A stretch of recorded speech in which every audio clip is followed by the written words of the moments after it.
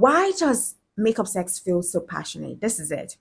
To your mind, pleasure, pain, fear, and almost every other intense feelings releases chemicals that make your heart race and make you feel breathless. So when you turn all that rage into sexual arousal, you're redirecting the intense passion of the argument into lovemaking. And this can end up making makeup sex feel a lot more passionate and animalistic than, just romantic lovemaking. And you can, at that point, solve your issues together.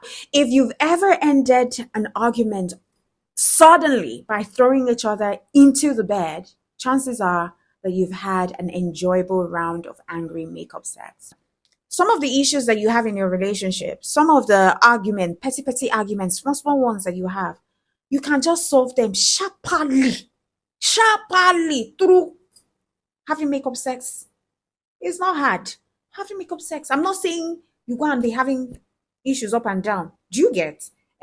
But when the passion is high and tempers are flaring, sex can be the ideal way to get rid of the frustration. And I do hear of women who get pretty much excited when they are beaten.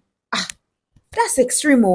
Please, if you're with any woman like that, run away. Nobody should make you a demon in a relationship or in a marriage. Anyone whose fantasies are skewed, please run away.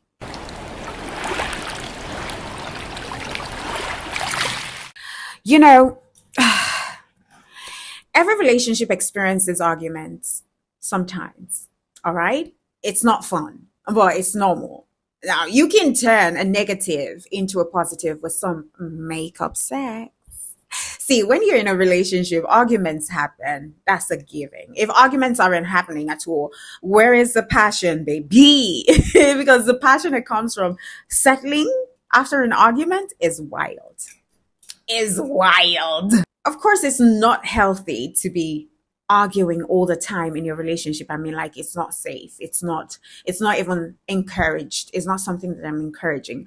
But an occasional shouting match can just clear the air, the sexual tension. Let's just give to the fact that differences are inevitable when you're in a relationship, and it's healthy to get them out in the open. However, once the argument is settled, or even if you're in the middle of it, you can boost the passion in the right way by having some steamy makeup sex. That's what we're going to talk about. Of course, that doesn't mean that you should let recurring problems fester and not be solved just so that you can get down and dirty for a while. That's just fleeting. All right? But when the passion is high and tempers are flaring, sex can be the ideal way to get rid of the frustration. It can be an ideal way to calm down things and, help you remember what's important in your relationship, which is the two of you together against your problem. Now, you might even ask, are arguments normal in a relationship? You might be wondering this because, we've been told that arguments are bad. Of course, shouting at each other and, misunderstanding one another is never a positive thing. As a matter of fact, I don't even want a situation where I will be shouting at my man or my man will be shouting at me. If we cannot resolve issues without raising our voices, then we don't belong to each other, because enough of the toxicity. We don't need it. We saw it in our parents. Some of us saw it, endured it in our parents' household. We don't want to have it happen in our household. But regardless of that fact, every single relationship out there is going to have problems occasionally. You can either let it go and always let your partner have their way, which is not a good thing because it would lead to resentment, or you could just sort it out between the both of you. And on the flip side of the coin, we understand that not everyone can have a calm conversation about a problem. So if you're someone who really gets flustered and you can always remain calm, well done to you. Some of us, we're not like that. When there is a problem, it has to be talked about. But if you're not that kind of person, you're definitely in the minority, and I greet you. But I will tell you this for a fact: argument helps to sort out problems as long as you can set boundaries so that your arguments don't turn nasty. Now, remember that at the end of the day, you love one another, and your love is more important than your anger. But I will say this: I will say this, that a relationship without any argument at all, ever, just isn't normal. It lacks passion, it lacks care, it lacks everything. Maybe there is no much love in there. It's just all a bit boring, don't you think? But then again, it's very impossible to put a number on how many arguments may signal a problem.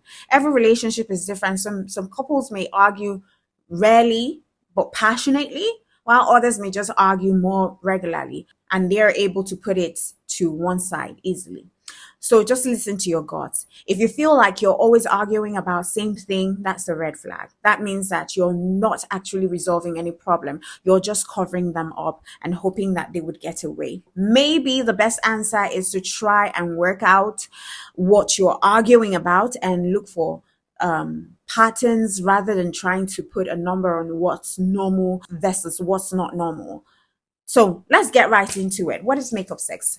Now, I do know that sex may be the last thing on your mind when you're arguing, but at times, when you both are at each other or you're standing really close in each other's personal space, the angry surge and heavy panting may just suddenly turn into a sexual rush. Mhm. It happens. Now, I know that there are many couples who have never experienced, angry sex, but there are enough of couples to vouch for angry sex and the incredible turn on it gives. So, if you've ever ended an argument suddenly by throwing each other into the bed, chances are that you've had an enjoyable round of angry makeup sex. Now, why does makeup sex feel so passionate? This is it. To your mind, pleasure, pain, fear, and almost every other intense feelings, releases chemicals that make your heart race and make you feel breathless. So when you turn all that rage into sexual arousal, you're redirecting the intense passion of the argument into lovemaking. And this can end up making makeup sex feel a lot more passionate and animalistic than, just romantic lovemaking. And you can at that point solve your issues together. So as passionate or as confusing as makeup sex may be, I also need you to avoid creating conflicts just so that you have it. And so while I do know that an unintentional romp in the middle of a fight may be a fun way to end a fight, it's not going to be much fun if it's a repeated affair. If you always want to have conflict so that you enjoy the heated passion that comes from making out. That's not what we're dealing with. Because what that would do is it could just end up upsetting your partner or worse, tearing the relationship apart because you need to live in a constant state of crisis to feel any passion between both of you. And that's not good. All right? Any passion that is built primarily on the conflict that you guys have is toxic. And you have, when I didn't really want to talk about makeup sex because I feel like it is toxic. But when you have an issue as a couple, which is quite rare, and you know that you might end up sleeping without talking to the partner, to your mate, then maybe you should find a way to close the gap by having sex. And that leads me to teaching you how to have makeup sex. But first things first, don't try to initiate a fight just to make love. But if you find yourself feeling tingling down there in the middle of a fight, just keep this tip in mind so that you can turn an argument into a passionate makeup sex. Number one, get really close while arguing. See, your partner might have done something really bad to you. Like, when I mean bad, not like bad in a way that he went out to cheat and all that. Mbano. No, but I'm saying that he has gotten you so upset, right? So you may be in a mad rage, but force your mind to get into each other's personal space. Even the thought of getting close to your angry partner may annoy you at first, but a few weak moments of angry words could potentially turn into, an arousing experience. Like, you're upset, but you're in a space. When I mean you're in a space, check the kind of person that you're with, because some might just take that you getting into their personal space when they're angry as you wanting to do harm. So make sure that you're when you get into his personal space, it is not while he's speaking harshly to you. Do you get what I mean? But if you know that your partner is not the sort of partner that can lay his hands on you or beat you or something like that, why would you even be with that kind of person in the first place? But then again, you know that he's not in that state that his eyes are red, you're seeing blood. Please, oh, stay away. Just even leave the house for the man. Do you understand? And then come back when he relaxes. But when you know that your husband is just upset and the anger is not overboard, then get into his personal space. And then it leads us to number 2. Hold your man firmly. But don't hurt him. Just hold him firmly by the arm or something. So if you think that the fight is getting out of control, or you as a man, your woman is slapping your hand or pushing you away, I think this is probably a good time to hold your partner firmly and even get closer. And if you feel the surge of anger turn into arousal, you probably are getting ready for angry sex. But remember this, kiss your partner only if your partner is partially reciprocating within a couple of tries. Sometimes one of you may just be too upset for makeup sex, especially if you've gone and slept with someone else. Why would you be trying to do makeup sex? Are you mad? Like, are you okay? Number 3, talk about your feelings calmly. Now, when you and your partner, you're having passionate sex after that fight, you will observe that your defenses are now down and so are your egos. This is when you have to apologize already.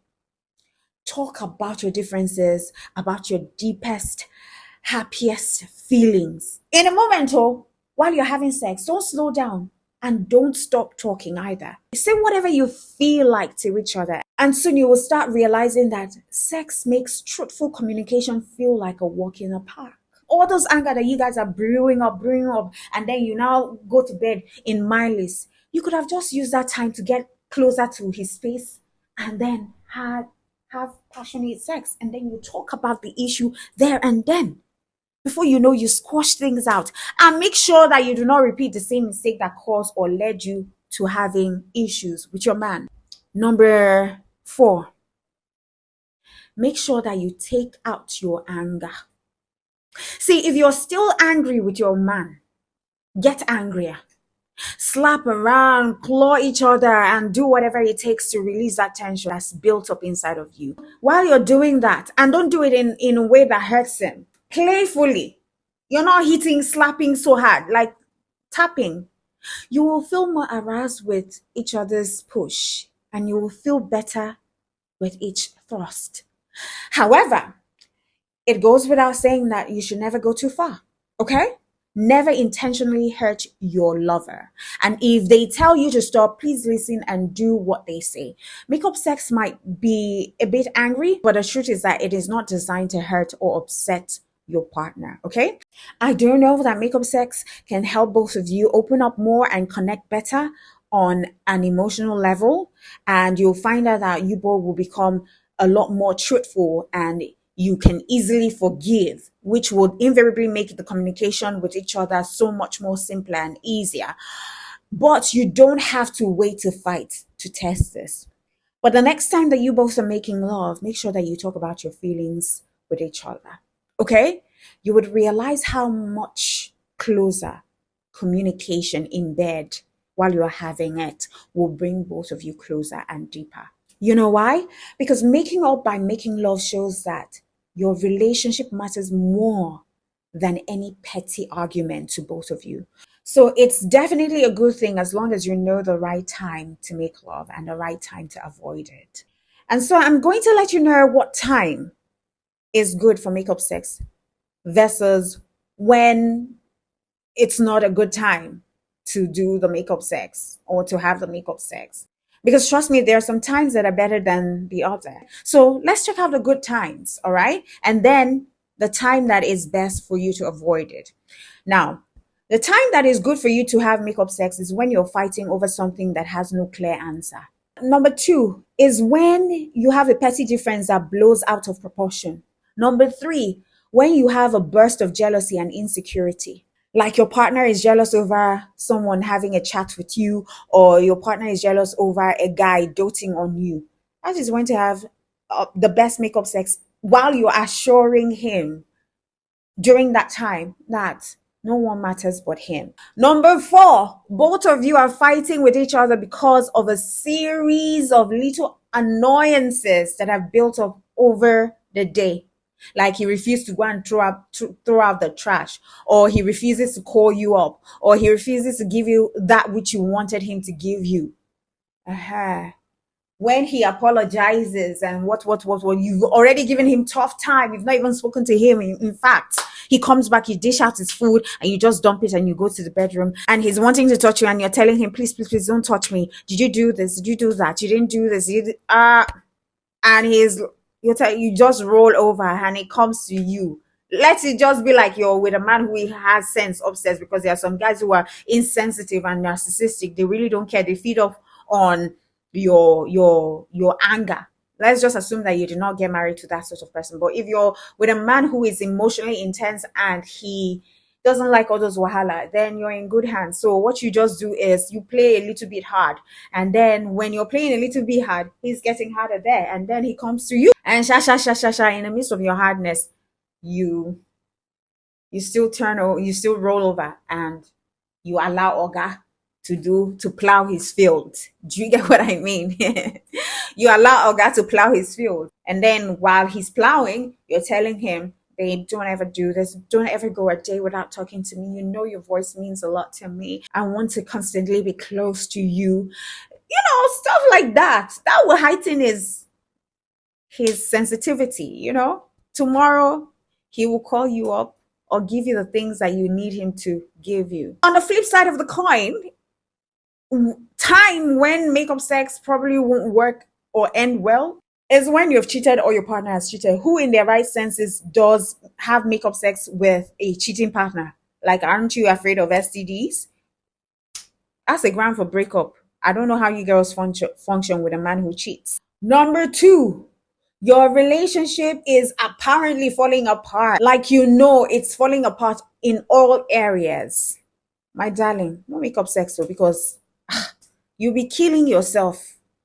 You'll be putting yourself in a dungeon more. You'll be falling deeper into the darkest part of your relationship. So anything that you cannot solve by sitting down to talk, and you've been doing that communication for a long time, no makeup sex can make it happen. Are you hearing me? Mm-hmm. Number three, you are disrespecting your partner, or your partner is disrespecting you, or playing arguments with amusement. Like he's looking down on you. My darling, makeup sex will not change that person's insensitivity towards you. Makeup sex is going to make it even worse. If he does not respect you, if he does not place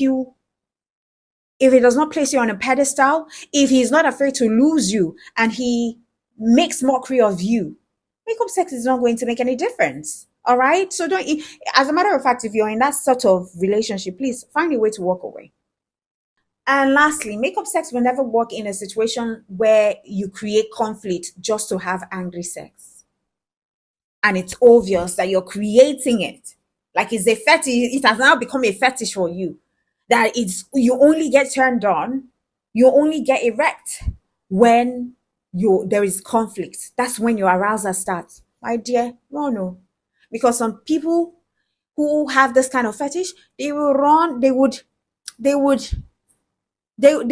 always will look for more angrier stuff to do, to get you angry, to get you annoyed, to get you irritated, so that because when a man pushes you or you push a man every time, and that's your king, that's your thing, that's something that gets you tick in bed. That's the only thing that gets you aroused in bed.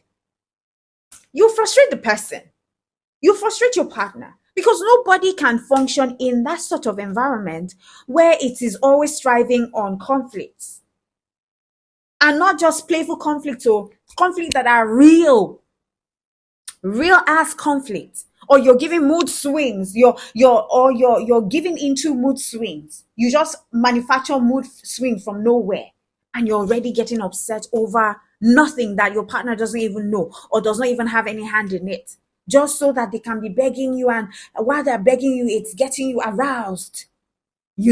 you're getting aroused. She's begging you, she's crying, and that's the only way that you can prove that you want it. That is cycle. You have to, if you're with that sort of person, or if you're with that sort of woman, please run away. And I do hear of women who get pretty much excited when they are beaten. That's extreme. Oh, please, if you're with any woman like that, run away. Nobody should make you a demon in a relationship or in a marriage. Anyone whose fantasies are skewed, please run away. Because if they are not seeing a therapist, you will be visiting the jail anytime soon. Okay? So this is where I'm going to end. So all I'm trying to say in essence is that some of the issues that you have in your relationship, some of the petty arguments, small ones that you have, you can just solve them sharply through having makeup sex. It's not hard. Having makeup sex. I'm not saying you go and be having issues up and down. Do you get?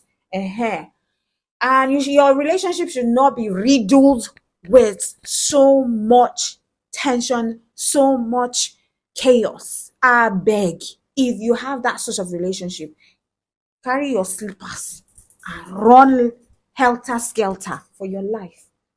Okay? All right, then. This is where I wrap it all up until I come your way. When I come your way, do know that I love you and God loves you best. Mwah.